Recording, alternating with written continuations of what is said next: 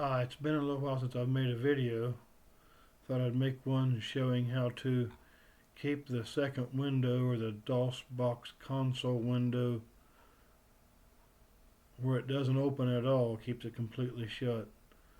I read in one of I think the DOSBox manual where you can add it to a batch file. Here's what I used to open DOSBox with in Windows, and even in Windows, if you add it to a batch file, it'll open and you have to manually close it.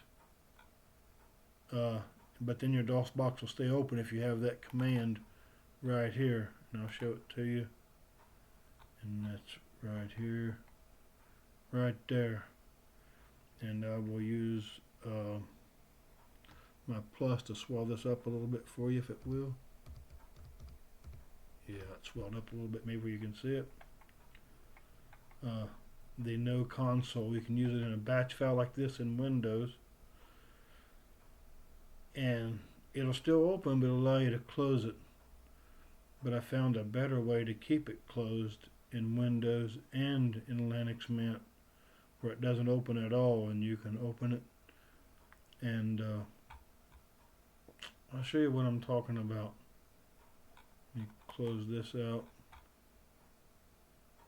and close this out.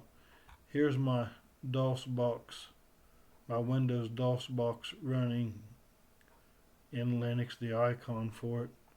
I will open it up and hoping I click the right amount of time, for it only opens once. So you're stuck with this window in the background. Now if I close this, it'll close my DOSBox. I can minimize it, and here's the little spot on your panel where it was minimized. But you see, if I hit this to close it completely out, it'll close my DOSBox, and my Play on Linux gives me an error. It doesn't like it when I close DOSBox that way.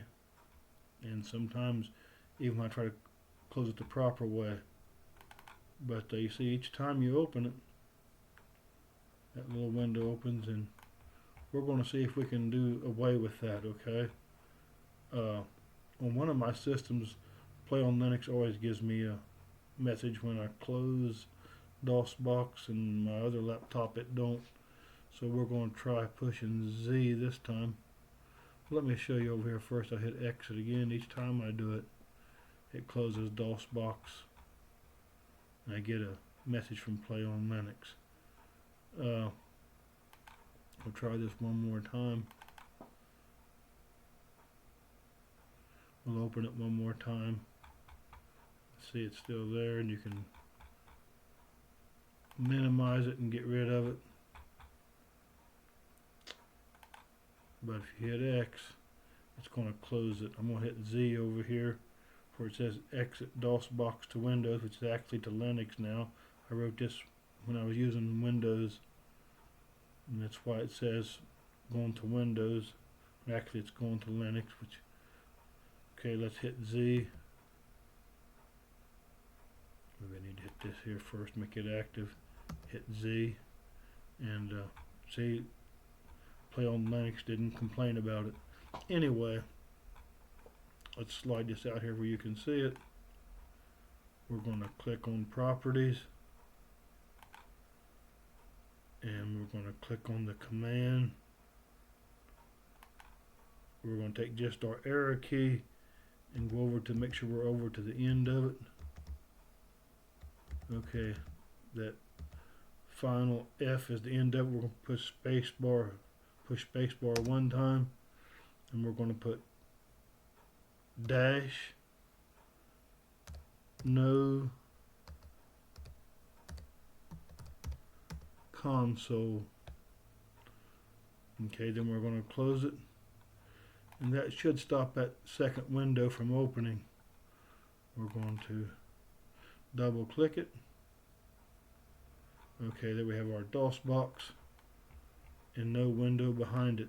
So it's as easy as that. We'll try it again. DOSBox window is open. And I'll show you this again. You go to properties, you just go to the end of the command line,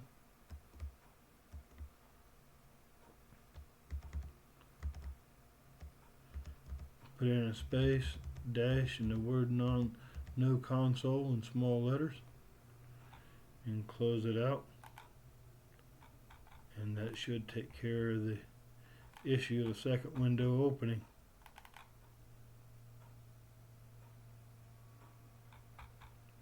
Okay, that did it.